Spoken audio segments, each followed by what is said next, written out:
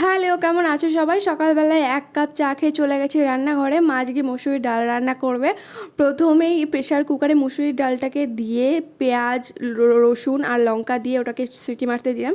এদিকে আমি পড়াতে যাব, তো একটু সানস্ক্রিন মেখে নিলাম, নিজের বিছানার চাদরটা চেঞ্জ করে নিলাম।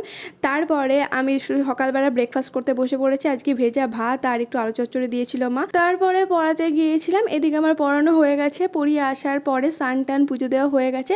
ভাবছি দুপুরকার লাঞ্চটা করব, তাই আমার জন্য একটা ডিম ভাজা করে নিয়েছিলাম। ওই যে আমার ডাল করেছিল, ডালের সাথে একটু ডিম ভাজা, তার সাথে এতগুলো খাবার নিয়ে বসেছিলাম।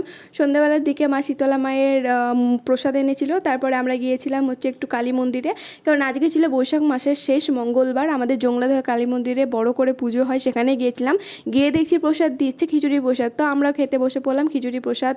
তারপরে সবাই মিলে বসে গল্প করলাম। মায়ের দর্শন করার পরে হাঁটতে হাঁটতে বাড়ি চলে এলাম, কারণ আজকে হাঁটা হয়েছিল না। দেখা হচ্ছে পরে।